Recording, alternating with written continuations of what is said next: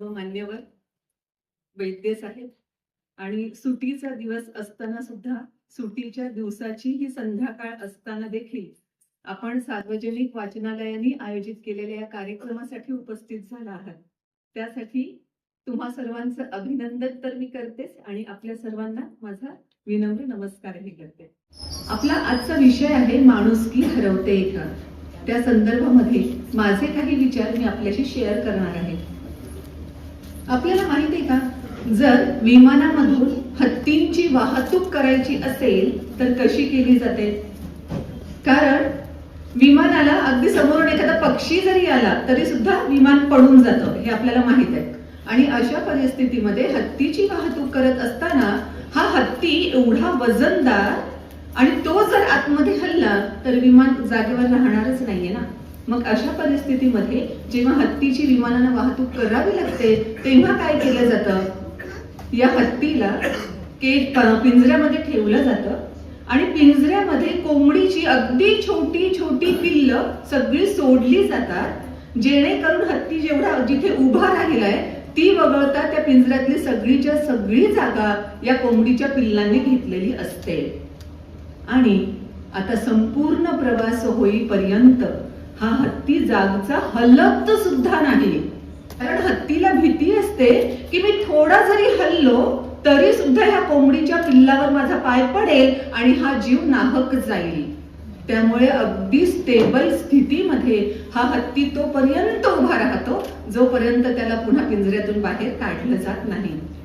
आणि हत्ती हा तसा कळपात राहणारा प्राणी आहे, पण जेव्हा त्याचा मृत्यू जवळ येतो ना तेव्हा तो कळपापासून खूप दूर जातो किंवा अतिशय उंच एखाद्या डोंगरावर जातो, जेणेकरून माझा मृत्यूच्या वेळी मला होणारा त्रास किंवा मी आता जात आहे म्हणून माझ्या सगळ्या परिवाराला होणारा त्रास होऊ नये याच्यासाठी तो ऑलरेडी कळपापासून दूर गेलेला असतो.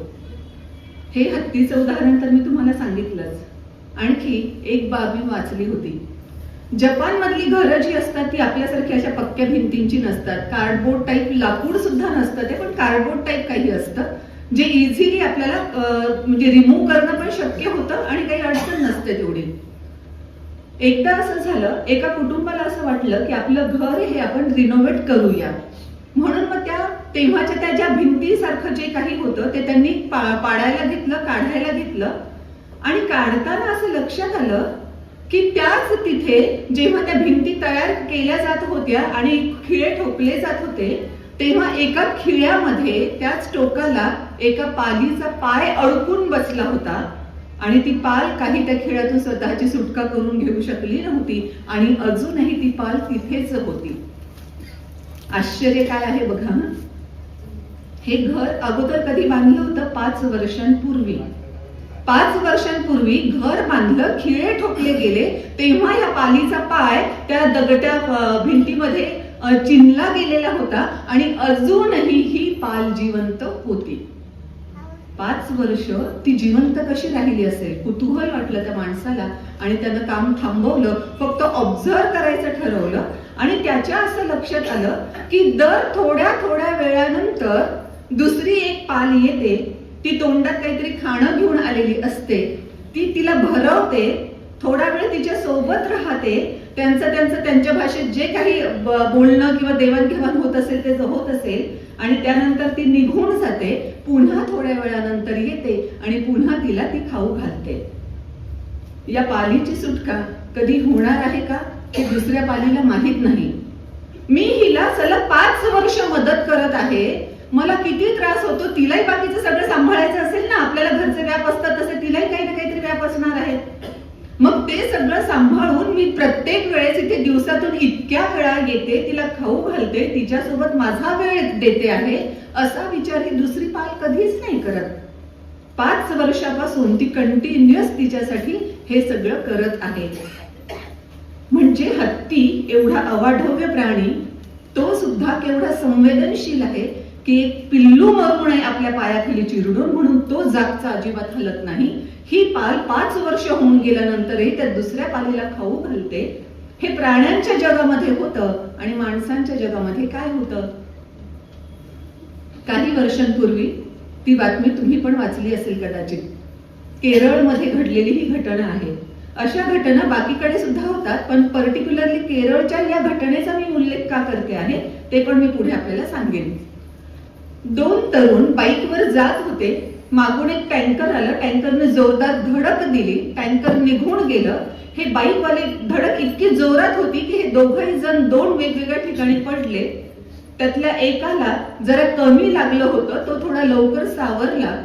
त्यानं बघितलं आपला मित्र कुठे आहे. मित्र काही दिसेना. मग तसाच तो कसा बसा उठला आणि स्वतःच्या जखमा वेदना सांभाळत त्यानं आपल्या मित्राला बघितलं तर हा मित्र अक्षरशः रक्ताच्या थारोळ्यात सापडलेला होता. कोणत्याही परिस्थितीमध्ये ताबडतोब याला हॉस्पिटलाइज केलं गेलंच पाहिजे हे या मित्राला लक्षात आलं. त्यानं येणारा जाणारा प्रत्येक वाहन थांबवण्याचा प्रयत्न केला, पण कुणीही थांबलं नाही. काही जण थांबले ते फक्त तो रक्ताच्या थारोळ्यातला माणूस बघण्यासाठी आणि हा कशा विनवण्या करतोय ते बघण्यासाठी.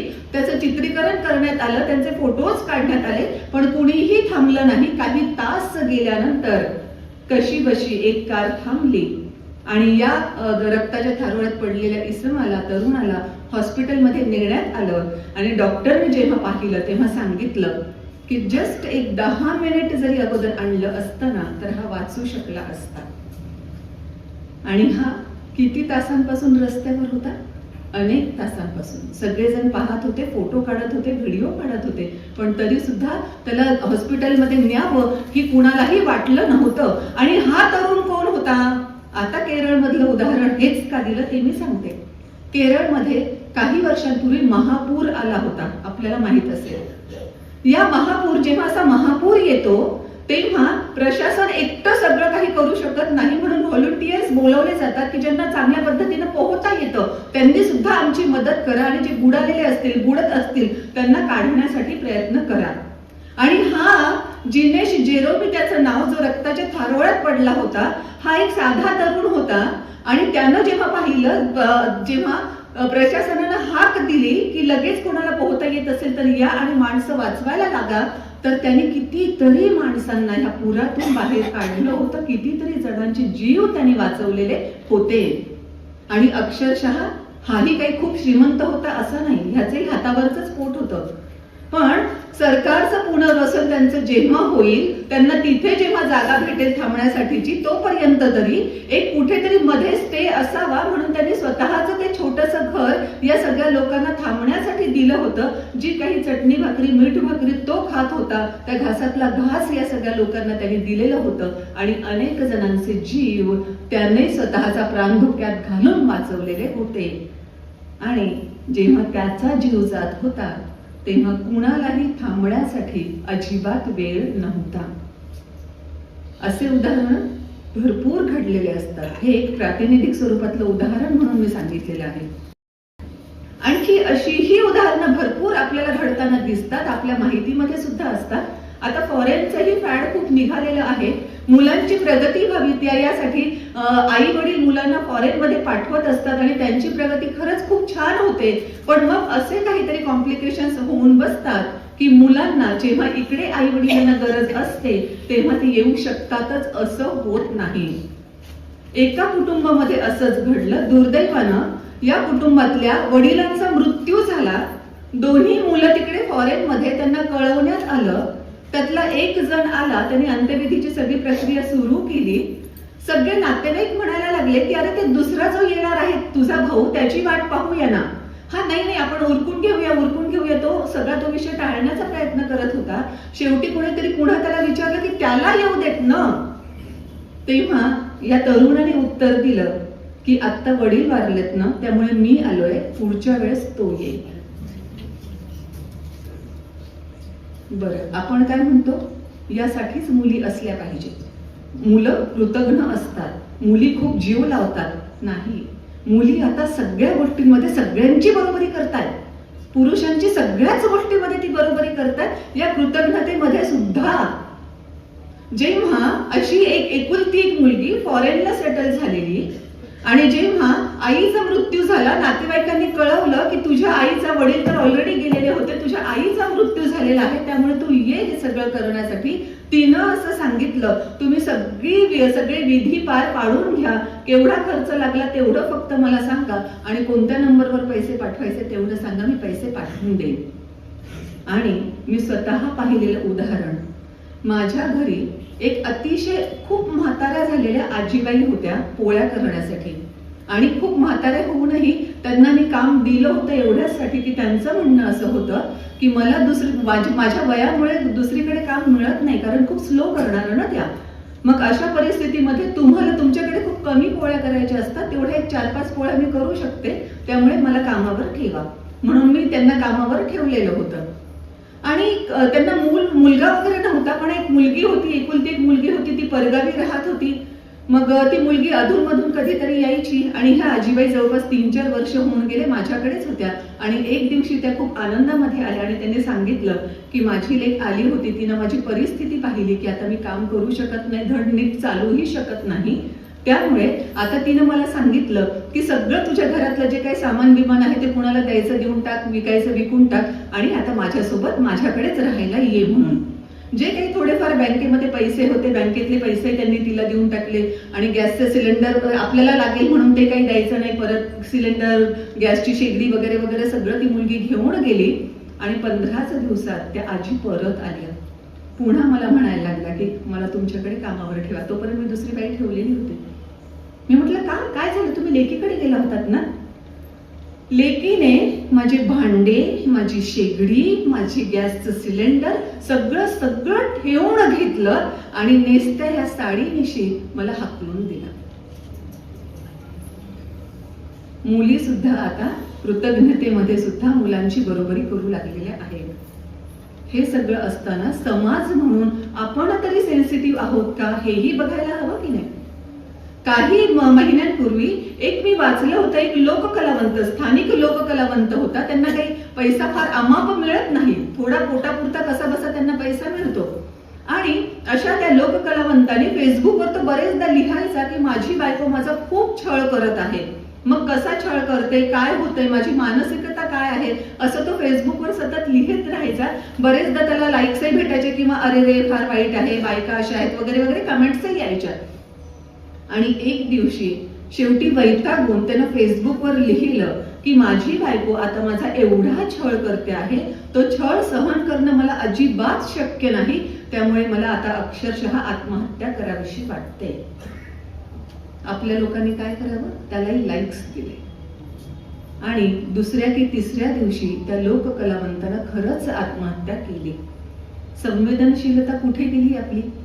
एक जण कुणीतरी आत्महत्येचं पोस्ट करतोय, आत्महत्या करावीशी वाटते असं सांगतोय, त्याचं काउन्सिलिंग करण्याच्या ऐवजी त्यालाही लाईक देणारे हे आपले लोक खरंच त्या पोस्टला नीट वाचतात तरी का, हा प्रश्न निर्माण होतो ना. आणि हे एवढं त्याच्यासोबत माझ्याही मैत्रिणीचं उदाहरण देते. माझ्या मैत्रिणीचं सडनली हजबंड एक्सपायर झाले आणि तिनं आमच्या कॉलेजच्या ग्रुपवर टाकलं की अशा अशा कारणामुळे माझे हजबंड गेले आहेत. आपल्या लोकांना वरच्या काय पोस्ट आहेत हे सुद्धा पाहण्याची गरज नाही. आणि त्या पोस्ट पाहताना काही जणांनी भावपूर्ण श्रद्धांजली, आरती वगैरे वगैरे सुरू केलं. आणि अचानक काय झालं कुणास ठाऊक, अभिनंदन सुरू झालं. आणि नंतर तिच्या हजबंडचा जो फोटो तिनं टाकलेला होता त्याला टॅग करून अभिनंदन, कॉंग्रॅच्युलेशन्स असे सुद्धा लिहिणं सुरू झालं. म्हणजे आपण लिहितोय काय, कशाच्या संदर्भात ऍक्च्युली पोस्ट आहे हे सुद्धा बघण्याची आवश्यकता वाटत नाही. ही किती वाईट गोष्ट आहे ना. जेव्हा की परिस्थिती अशी आहे, जी आपण पूर्वीचाही इतिहास पाहिला ना, तर अब्राहम लिंकन देश विदेशामध्ये सुद्धा फार व्यवस्थित पद्धतीचं होतं, पण आता सगळीचकडे या पद्धतीचा सुरू झालेला आहे. अब्राहम लिंकन त्यांची म्हणजे स्वतः अतिशय गरिबीतून ते घडले. त्यांचं संपूर्ण जीवन संघर्षमय होतं. अमेरिकेचे राष्ट्राध्यक्ष होण्याच्या अगोदर त्यांना भरपूर सारी अपयश पचवावे लागलेले होते आणि तेव्हा कुठे वयाच्या 57-58व्या वर्षी ते राष्ट्राध्यक्ष झालेले होते. पण तरी देखील अब्राहम लिंकन यांची माणुसकी शिल्लक होतीच. आणि म्हणून ते स्वतः व्हाईट रेसचे असताना देखील त्यांनी गुलामगिरी संपवण्यासाठी कायदा केला. जेव्हा की त्यांना माहित होतं गुलामगिरी संपवली नसती तरी ते सगळे काळे लोक होते जे मोस्टली जे मोस्टली सगळे गुलाम असायचे. त्यामुळे काही यांनी गुलामगिरी नष्ट केली नसती तरी काही फरक पडला नसता. अगोदरच्या कुणीच कायद्यानं गुलामगिरी नष्ट केलेली नव्हती, पण माणसाला माणसासारखं वागवलं गेलं पाहिजे हे त्यांचं तत्व होतं. म्हणून कायद्याचा पाठिंबा देत त्यांनी गुलामगिरी संपवली. त्यांना माहित होतं की आपला जीव कदाचित आपल्या ह्या निर्णयामुळे जाऊ शकतो, तरी सुद्धा माणुसकी जपण्यासाठी गुलामांनाही माणसासारखं वागवलं जावं यासाठी त्यांनी तो कायदा केला. आणि नंतर खरोखरच काही दिवसांमध्येच त्यांचा खून करण्यात आला. पण तरीही त्यांच्या डोक्यात विचार तो होता की गुलामालाही माणसासारखे अधिकार मिळाले पाहिजे. आपण आपल्याकडेही बघूया ना, डॉक्टर बाबासाहेब आंबेडकर, राजर्षी शाहू महाराज असे किती थोर मोठे होऊन गेले की ज्यांनी सुद्धा माणसाला माणूस म्हणून जगता यावं यासाठी पूर्ण आपलं आयुष्य वाहून घेतलं. सगळ्यांचा रोष सहन केला, कितीही त्रास झाला तरी तो सहन केला, पण माणसाला माणूस म्हणून जगता यावं याच्यासाठी त्यांनी सतत प्रयत्न केले आणि त्यामध्ये ते यशस्वी झाले सुद्धा. आपली संत परंपरा सुद्धा तेवढीच महान आहे. संत परंपरेमधले सुद्धा सगळेजण माणुसकीला प्राधान्य देतात, माणसाला माणसासारखं वागलं पाहिजे असं सांगतात. तुकारामही म्हणतात, जर फक्त एक प्रातिनिधिक स्वरूपात सांगायचं असेल तर तुकारामही तेच म्हणतात की जे का रंजले गांजले त्यासी म्हणे जो आपुले, तोची साधू ओळखावा देव तेथेची जाणावा. पण आता आपल्याला या कोणाचीही गरज नाही असं वाटायला लागलं आहे. आपल्याला फक्त वैयक्तिक स्वार्थ महत्वाचा ठरतो, वैयक्तिक स्वार्थ महत्वाचा वाटायला लागतो. आणि मग पुन्हा मंगेश पाडगावकरांनी त्या काळात लिहिलेल्या त्या कवितेच्या ओळी ओठांवर यायला लागतात. गर्दीत माणसांच्या माणूस शोधतो मी, कोलाहलात साऱ्या माणूस शोधतो मी, हे धर्म देवळे ही सारी फिरून आलो, भिंती पल्याडे त्यांच्या माणूस शोधतो मी. माणसांची गर्दी आहे सगळी, पण त्यातही माणूस पण असणारा कोणी माणूस आहे का हे आपल्याला शोधावं लागतंय. याच्या इतकी दुर्दैवाची दुसरी कोणतीही गोष्ट नाही. म्हणजे अरिस्टॉटलने जे सांगितलं होतं ना की माणूस हा एक सामाजिक प्राणी आहे, सामाजिक हा शब्द कुठेतरी निघून गेला आणि आपण फक्त प्राणी राहिलो आहोत. हत्ती आणि ती जपानमधली पाल सुद्धा खूप चांगल्या रीतीने इतरांना मदत करायला लागतात, पण आपल्याला मात्र काहीच ते नको असतं. आपल्याला फक्त स्वतःचा स्वार्थ हवा असतो. म्हणजे असं सांगतात की सिंह सुद्धा जर पोट भरलेलं असेल तर उगाच शिकार करत नाही, पण आपल्याला मात्र इतकं सगळं साठवून ठेवायचं असतं की आता 7 पिढ्यांपर्यंत नाही, आमच्या पिढ्या जगल्या पाहिजे एवढी सगळी कमाई आपल्यालाच करायची असते. आणि बाकीच्या त्या पिढ्यांनी खरंच काय कर्तृत्व गाजवायचं की नाही माहित नाही, पण सगळ्यांची कमाई आपल्यालाच करायची असते.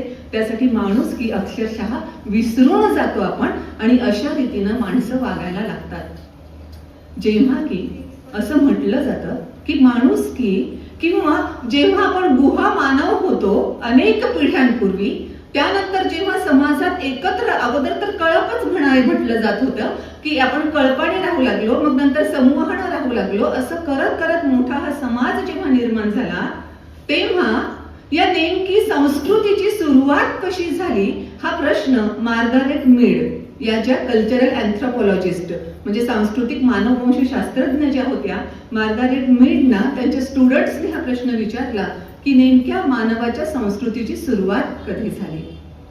विद्यार्थ्यांना अपेक्षित होतं की जेव्हा आगीचा शोध लागला तेव्हा झाली असेल, जेव्हा मनुष्य एकत्र समूहामध्ये राहायला लागला तेव्हा झाली असेल, असं काहीतरी त्यांनी त्या सांगतील. पण या मार्गारेट मीड यांनी असं सांगितलं, जेव्हा एका मनुष्याच्या मांडीचं हाड मोडलं आणि नंतर ते पुन्हा जुळलं गेलं तेव्हा खरी मनुष्याच्या संस्कृतीची सुरुवात झाली.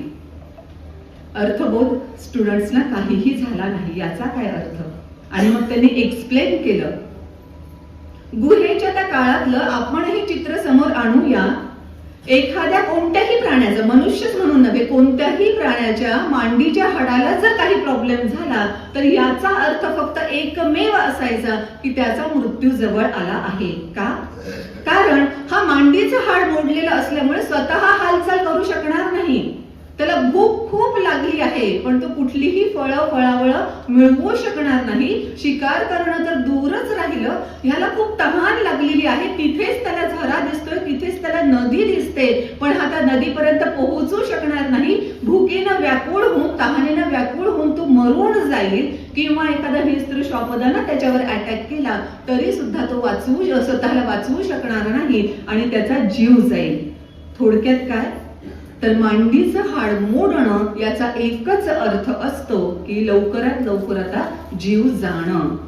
पण जेव्हा एका मनुष्याच्या मांडीचं हाड मोडलं आणि ते जोडल्या गेलं आणि तो मनुष्य पुन्हा व्यवस्थित काम करू लागला, तेव्हा मानवाच्या संस्कृतीचा उदय झाला. कसा उदय झाला असं का म्हणाल्या त्या? कारण अगदी साधं आहे. जेव्हा एका मनुष्याच्या मांडीचं हाड मोडलं, तो काहीच करू शकत नव्हता, भुकेनं व्याकुळ होऊ लागला, तेव्हा दुसऱ्या माणसाने त्याला खाऊ घातलं. जेव्हा तो तहानेनं व्याकुळ झाला, तेव्हा दुसऱ्या माणसांनी त्याला मदत केली आणि पाणी पाजवलं. आणि जेव्हा काही त्याला धोका निर्माण होईल असं वाटलं, तेव्हा बाकीच्या माणसांनी ह्याला वाचवलं, याची रक्षा केली. आणि तेव्हापासून माणसाची संस्कृती खऱ्या अर्थानं उदयाला आली. पण त्या रीतीनं जरी झालं असेल तर आज आपण कुठे आहोत? नेपोलियननं कित्येक वर्षांपूर्वी म्हणून ठेवलेलं आहे, जे दुर्दैवानं आजही खरं ठरतंय. नेपोलियनने असं सांगितलं होतं की the world suffers the most not because of the violence of the bad people but because of the silence of the good people. वाईट माणसं खूप आहेत आणि ती हिंसा करतात म्हणून जग सगळं वेगळ्या दिशेनं चाललं आहे किंवा जगाला त्रास होतोय असं नाही. तर चांगल्या माणसांची संख्या त्याहीपेक्षा जास्त आहे. पण चांगली माणसं नाकाच्या समोर सरळ बघून चालणारी आहेत, झापडं लावणारी आहेत, आजूबाजूला काय घडतं आहे ते न पाहणारी आहेत आणि ती शांत राहणारी आहेत. म्हणून जगाचं जास्त नुकसान झालेलं आहे ना. शेजारच्या घरात आपल्याला माहित असतं सासूला सून खूप छळते, पण आपण झापड लावलेलं आहे. त्यांच्या घरात काय होते आपल्याला देणं घेणं नाहीये. आपल्याला रस्त्यावर दिसतंय की त्यांचे खूप जोरात भांडणं चालले. जर कोणी मध्ये हस्तक्षेप नाही केला तर एकमेकांचा जीव घ्यायला ते लागतील. पण आपण पुन्हा आपल्या समोर एक पडदा लावलेला असतो की आपल्याला ते बघायचंच नसतं, कारण आपण खूप चांगली सज्जन माणसं असतो, नाकासमोर सरळ बघून चालणारे असतो. त्यामुळे दुसरीकडे काय होतं हे आपल्याला काहीच दिसत नाही. आपण आपल्या सोयीनं पाहायला लागतो, आपण आपल्या सोयीनं ऐकायला लागतो आणि त्यामुळे जे काही प्रॉब्लेम समाजात क्रिएट होतात त्या कोणत्याही प्रॉब्लेमशी समाजाचा एक घटक म्हणून आपलं काहीही देणं घेणं नसतं, ऍब्सोल्युटली नसतं. आणि म्हणून हे सगळे असे प्रॉब्लेम्स क्रिएट होत असतात. म्हणून आपण सज्जन तर असतानाही बाकीच्यांनाही किती मदत करता येईल हे आवर्जून पाहिलं पाहिजे. कारण आजकाल लोक खूप एकटे पडायला लागलेले आहेत आणि ह्या एकटे पडणाऱ्या लोकांना सावरणारं कुणीतरी असलंच पाहिजे. मध्यंतरी पुण्यातली एक मी बातमी वाचली. IT क्षेत्रातला तो तरुण, त्याची बायको सुद्धा अतिशय उच्च शिक्षित, त्या दोघांना एकुलती एक मुलगी, ती काहीतरी 2-2.5 वर्षांची, आणि तिला असा आजार झाला की ॲलोपॅथी किंवा सगळ्याच्या सगळ्या पॅथी करून झाल्या.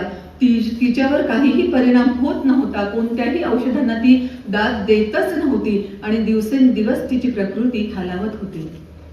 आपली लाडकी लेक म्हणजे प्रत्येकाच्या जीवाचा तुकडा, तिच्यासाठी जीवाचं रान करायला हे दोघंही तयार. आणि मग अशा परिस्थितीमध्ये नको त्या गोष्टीमध्ये ते अडकले.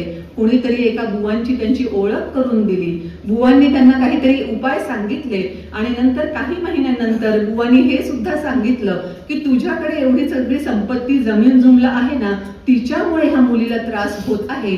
जेव्हा या सगळ्या संपत्तीचा तू त्याग करशील तेव्हा तुझ्या मुलीला व्यवस्थित बरं वाटायला लागेल. बरं, त्याग करायचं म्हणजे कुणाला डोनेशन दिलं असतं तर चाललं असतं ना, पण नाही. तू ह्या अमुक महिलेच्या खात्यावर ते सगळं विकून त्याचे पैसे जमा कर. तेव्हा तरी या उच्च शिक्षित असणाऱ्या जोडीच्या थोडं तरी लक्षात यायला पाहिजे होतं. पण मुलीला वाचवणं हे त्यांच्यासाठी इतकं महत्वाचं होतं की बुद्धी त्यांची ऍब्सोल्युटली चालतच नव्हती. त्यांनी अक्षरशः सगळं जे काही होतं नव्हतं, अक्षरशः राहतं घर सुद्धा त्यांनी विकलं, आलेला सगळ्याच्या सगळा पैसा त्यांच्या खात्यामध्ये जमा केला. तब्बल 14 कोटी रुपये, सगळं जमीन जुमला संपत्ती, सोनं नाणं सगळं म्हणजे अक्षरशः कफल्लक ते झाले. आणि हे 14 कोटी रुपये त्या महिलेच्या खात्यामध्ये त्यांनी जमा केले. आणि जेव्हा हे किती वेळ चाललं, किती काळ चाललं माहित आहे? हे सगळं तब्बल 3 वर्ष चालू होतं. 3 वर्ष झाल्यानंतर आता पूर्णतः हे कफल्लक झाले, तरी त्या मुलीला काहीही उपाय होईना, उपचार त्याच्यावर काहीच होत नव्हते, ती व्यवस्थित होतच नव्हती. म्हणून मग शेवटी कुणीतरी त्यांना सांगितलं पोलीस मध्ये जा, आणि हे सगळं उघडकीला आलं. माझा मुद्दा असा आहे, 3 वर्षाचा कालावधी हा काही छोटा कालावधी नाही, एवढा मोठा कालावधी आहे. 3 वर्षामध्ये त्यांना कोणीच असं शेजारी भेटलं नसेल का, नातेवाईक भेटलं नसेल का, कलीग भेटलं नसेल का, जे त्यांना सांगेल, त्यांना जरा जागेवर आणेल की बुद्धीचा वापर कर, हे तू करत आहे ते चुकीचं आहे. किंवा या दोघांच्याही आयुष्यात असं कोणीच नव्हतं का की एवढ्या वाईट परिस्थितीतून आम्ही जात आहोत, एका पाठोपाठ आम्ही सगळं काही आमचं जे काही होतं नव्हतं ते विकत आहोत, पण आम्ही ही सगळी परिस्थिती फेस करत आहोत, हे कुणाला तरी सांगावं असं त्यांच्या आयुष्यात कुणीच का नव्हतं. आणि मग मुद्दा असा येतो की खरंच इंट्रोस्पेक्ट करून आपणही बघावं लागेल की आपल्या आयुष्यात तरी कुणी आहे का. जर दुर्दैवानं असे काही प्रसंग आले तर कुणाशी आपण शेअर करू शकू. आपण कुणाला न सांगता सुद्धा ते आपल्याला विचारतील, आपण काय करतो, प्लीज लिव्ह मी अलोन असं म्हणतात की प्लीज लिव्ह मी अलोन असं पुढे जर सांगत असेल तर तीच महत्वाची वेळ आहे जेव्हा तुम्ही त्याच्यासोबत असलंच पाहिजे. कारण जेव्हा तो लिव्ह मी अलोन असं म्हणत आहे तेव्हा त्याला इतकं काहीतरी दुःख आहे की त्या दुःखाच्या भरात तो काय करेल सांगता येत नाही. त्यामुळे तुम्ही त्याच्यासोबत असलंच पाहिजे. आपण कुणासोबत असतो? आपण फक्त आपल्या मोबाईल सोबत असतो. आणि मोबाईलवर जे काही सगळे कॉन्टॅक्ट लिस्ट मधले किंवा आपल्या वेगवेगळ्या सोशल मीडियावरचे असतात ना, त्यांच्यासोबत असतो. युट्यूबचे वेगवेगळे व्हिडिओज पाहण्यासाठी आपण फक्त असतो. मग अशा परिस्थितीत कोणीतरी एकटं पडतंय हे आपण बघतो तरी का?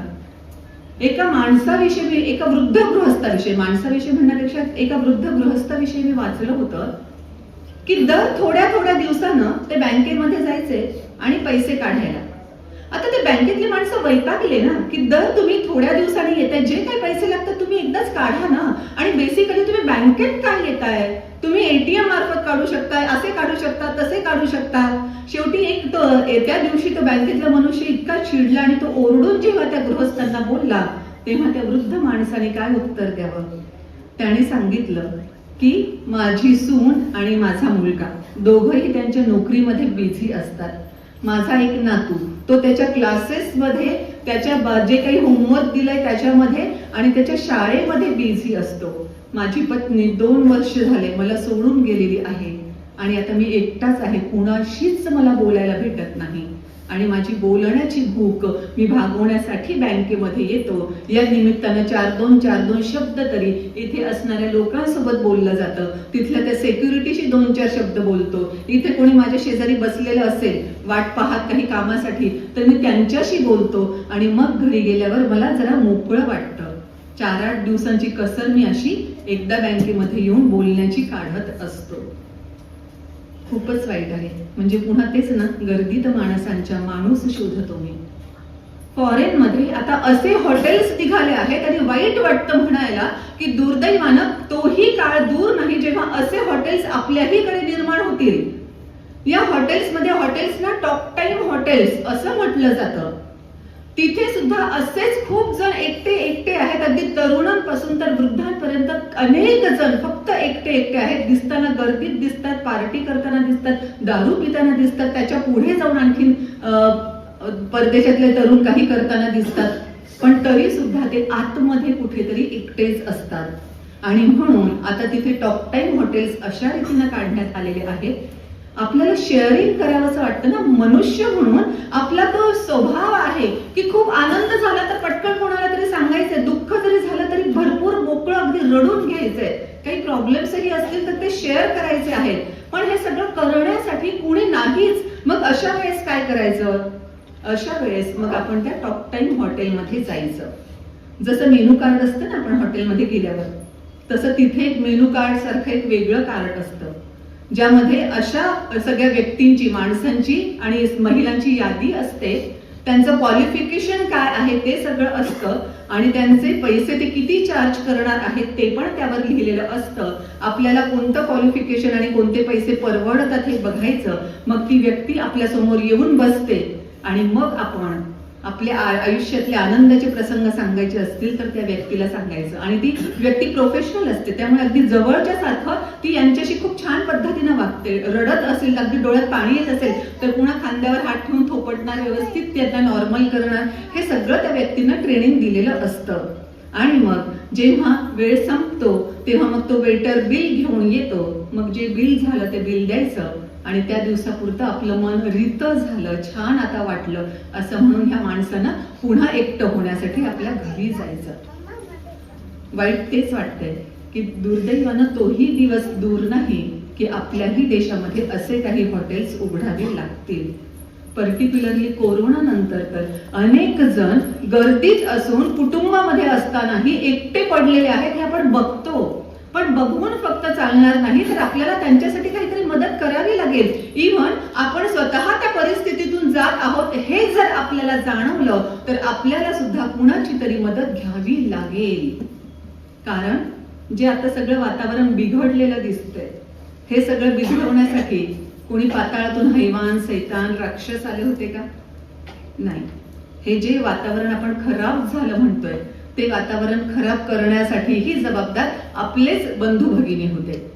मग आता जर एक खराब झालेलं वातावरण आपल्याच बंधू भगिनींनी केलेलं आहे तर वातावरण चांगलं करणं सुद्धा आपल्यालाच आवश्यक आहे. त्यासाठी स्वर्गातून देव येणार नाहीत की पुन्हा एकदा मी व्यवस्थित सगळं तुम्हाला करून देईल आणि मग तुम्ही छान तुमचं आयुष्य जगा, असं करण्यासाठी आकाशातून कुणीही येणार नाही. जसं कोणीतरी वातावरण बिघडवलं तसं आता आपल्याला वातावरण सुधारवण्यासाठी आपापल्या परीने प्रयत्न करावे लागतील. आपला खारुताईचा वाटा आपल्याला उचलावा लागेल आणि ते जेव्हा आपण करायला लागू तेव्हा पुन्हा एकदा मार्गारेट मीड म्हटल्याप्रमाणे की मांडीचं हाड मोडल्यानंतर सुद्धा तो मनुष्य जिवंत राहू शकतो.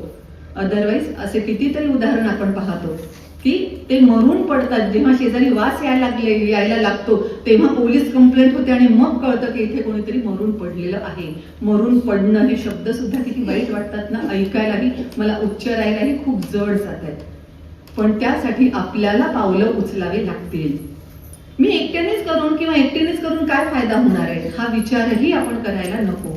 कारण एकट्यानं सुरुवात केली आणि पुढे काय काय झालं हे आपण बघितलंय. गांधीजी सुद्धा एकटेच होते जेव्हा त्यांना रेल्वेच्या डब्यातून हकलून देण्यात आलं होतं, dogs are in and Indians not allowed here म्हणून. त्यांनी सुद्धा तेव्हाच विचार केला की ह्या इंग्रजांना मला भारतातून घालवून द्यायचं. ते एकटेच होते. मला किती जण मदत करणार आहे याचा आढावा त्यांनी घेतला नाही. स्वतःला जे वाटलं ते त्यांनी सुरू केलं आणि मग मात्र मागे सगळे भारतीय त्यांच्या मागे जमा झाले. नेल्सन मंडेलांचे तसंच आहे. असे कितीतरी उदाहरणं देता येतील ज्यांनी माझ्या अवतीभोवती कोण आहे, मला मदत करण्यासाठी कोण असतील याचा ऍब्सोल्युटली काहीही विचार न करता मला करायचं आहे म्हणून सुरुवात केली आणि लोक त्यांच्या मागे आले. म्हणून मी एकटीनं किंवा मी एकट्यानं करून काय फायदा होणार आहे हा विचार करण्याची गरजच नाही. आकाशच संपूर्ण फाटलंय, त्याला ठिगळं कुठे कुठे लावणार हा पण विचार मनात येत असेल तर लगेच हा विचार आपण केला पाहिजे की चला आपण ठिगळ लावायला सुरुवात तर करूया. प्रत्येकानं थोडं थोडं थोडं ठिगळ लावलं तर कदाचित फाटलेलं आकाश सुद्धा आपण सांधून घेऊ शकतो. म्हणून आपण सुरुवात करायला हवी आणि जेव्हा ही सुरुवात आपण करू तेव्हा डेफिनेटली पुन्हा एकदा माणुसकी आपल्याला समाजात दिसायला लागेल. आणि खरंच म्हणतात ना, उम्मीद पे दुनिया कायम है, तसं आहे. वेगवेगळ्या ठिकाणी जगामध्ये सुद्धा, आपल्या भारतामध्ये सुद्धा माणुसकीची अशी काही उदाहरणं दिसतात की अंगावर काटा उभा राहतो आणि वाटतं की यस, माणुसकी अजूनही जिवंत आहे. आशेचा किरण अजूनही अस्तित्वात आहे आणि हाच आशेचा किरण मोठा होऊन छान तेजपुंज होऊन माणुसकी खूप चांगल्या पद्धतीने राहील अशी आपल्याला अपेक्षा करण्यासाठी कुठेतरी जागा आहे. टोकियो ऑलिम्पिकचं उदाहरण देते. ऑलिम्पिक मध्ये नुसतं आपल्याला त्या स्पर्धेत जायला मिळणं हा सुद्धा खेळाडूंसाठी खूप मोठा बहुमान असतो आणि त्या गोल्ड मेडल साठी तर खूप मोठी रेस लागलेली असते. टोकियो ऑलिम्पिक मध्ये पुरुषांच्या उंच उडीची स्पर्धा चालू होती. इटलीचा तंबेरी आणि कतारचा बर्शिम हे दोघं फायनल रेस मध्ये आलेले होते. उंच उडीची स्पर्धा त्या दोघांमध्ये फायनल सुरू झाली. पहिल्या झटक्यामध्ये दोघांनीही सेम अंतर सेम वेळेमध्ये काढलं, टाय ब्रेक झाला. पुन्हा दुसऱ्यांदा टाय ब्रेक झाला. पुन्हा तिसऱ्यांदाही या दोघांमध्ये बर्शिममध्ये आणि तंबेरीमध्ये पुन्हा एकदा टाय ब्रेक झाला. आणि आता पुन्हा एकदा चौथ्यांदा ही उंच उडीची स्पर्धा सुरू होणार होती. आता काही क्षणामध्येच ते उडीसाठी उंच उडी मारण्यासाठी तयार होणार होते. पण तेवढ्यात झालं असं, हा इटलीचा तंबेरी जो होता त्याचा पाय खूप दुखावला गेला आणि त्यानं सांगितलं की मी आता उंच उडी मारू शकणार नाही. 3 वेळेस टाय ब्रेक झाल्यानंतर आता हा तंबेरी म्हणतोय की पाय दुखावल्यामुळे मी उंच उडी मारू शकणार नाही. नॅचरली गोल्ड मेडल कुणाचं होणार? या बर्शिमचं होणार. अगदी बिनविरोध बर्शिमचा निकाल म्हणजे त्याला गोल्ड मेडल मिळालेलं असणार आणि त्याचा विजय जाहीर केला जाणार. अशा वेळेस बर्शिम खरं तर खूप आनंदात दिसायला हवा होता, पण तो कुठल्या तरी विचारात गढलेला होता. विचारामध्येच त्यानं पंचाला विचारलं, रेफरींना विचारलं की जर मी सुद्धा या स्पर्धेतून माघार घेतली तर काय होईल? आणि मग त्यांनी सांगितलं की सुवर्ण पदक मग तुम्हा दोघांना विभागून दिलं जाईल. यस, मी या स्पर्धेतून माघार घेत आहे. सुवर्ण पदक आता कुणाचं झालं? दोघांचंही झालं. कारण या बर्शिमचं म्हणणं असं होतं की आम्ही तोडीस तोड होतो. 3 वेळेस जेव्हा टाय ब्रेक झालेला आहे तेव्हा फक्त त्याचा पाय दुखावला गेला, तो स्पर्धेमध्ये येऊच शकत नाही, म्हणून मला गोल्ड मेडल मिळतंय. तर ते गोल्ड मेडल मला नकोय, त्यापेक्षा आमच्या दोघांचं झालेलं चालेल. माणुसकी अजूनही शिल्लक आहे. अशी उदाहरणं आपल्याला जाणवून देतात की यस, कुणी ना कुणीतरी हे फाटलेलं थिगळ लावण्यासाठी प्रयत्न करतायत. आणखी तुम्हाला ऑलिम्पिकचंच उदाहरण देते ना, ऑलिम्पिकच याच्यासाठी देते कारण ते सगळ्यात मोठी स्पर्धा आणि खेळाडूंचं खूप मोठं स्वप्न असतं. ते ऑलिम्पिक मध्येच धावण्याची रेस होती. केनियाचा अबेल धावत होता आणि बाकी सगळेजण इतके मागे होते की हा केनियाचा अबेल फर्स्ट येणार, गोल्ड मेडल त्यालाच मिळणार असं सगळ्यांना वाटत होतं. फिनिश लाईनच्या तो खूप जवळ आलेला दिसत होता. त्याच्या नावाचा जय जयकार जल्लोष सुरू झाला होता आणि ती लाईन क्रॉस केल्यानंतर या अबेलनं सुद्धा मोठमोठ्याने आरडाओरडा करायला, छाती पिटून घ्यायला आनंदानं खूप सुरुवात केली. खूप खूप आनंदी तो दिसत होता. तो आनंदी दिसत होता. पण सगळे प्रेक्षक जे होते ते मात्र एकदम सुन्न झाले होते. काहीतरी ते बोलत होते पण ते काही नीट समजत नव्हतं. आता त्यांनी तर टाळ्यांच्या गजरात पुन्हा स्वागत करायला पाहिजे ना. याला एवढं ते चिअरअप करत होते, आता तर तो जिंकलाय. त्याच्या मागून सेकंड नंबरवर बऱ्याच वेळानंतर जेव्हा स्पेनचा इवान फर्नांडिस येत होता तेव्हा त्याच्या लक्षात आलं की हा फिनिश लाईन का नाही पार करत आहे, तिथेच जाऊन का थांबलाय हा. आणि मग त्याच्या लक्षात आलं की याची गल्लत झाली अबेलची.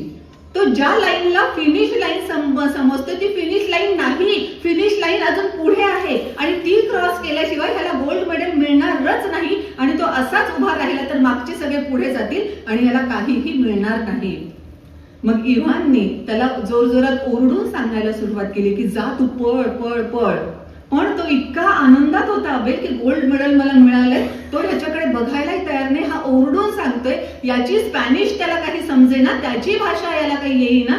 शेवटी तो इव्हान अबेलच्या जवळ पोहोचला. त्याने अक्षरशः अबेलला स्वतःसोबत ढकलत पळवलं. जेव्हा फिनिश लाईन आली तेव्हा अगोदर त्याला ढकलून पुढे केलं आणि नंतर तो स्वतः गेला. अबेलला गोल्ड मेडल मिळालं आणि या स्पेनच्या इव्हान फर्नांडिसला सेकंड मेडलवर समाधान मानावं लागलं. जेव्हा पत्रकारांनी विचारलं की सुवर्ण पदक मिळवण्याची ही केवढी नामी संधी होती आणि तू कोणाला तरी काही मुद्दाम फसवलंस असं नाही, त्याचा तोच थांबला होता, त्याच्याच नशिबात नव्हता असं म्हणता येईल, मग तू का असं केलंस?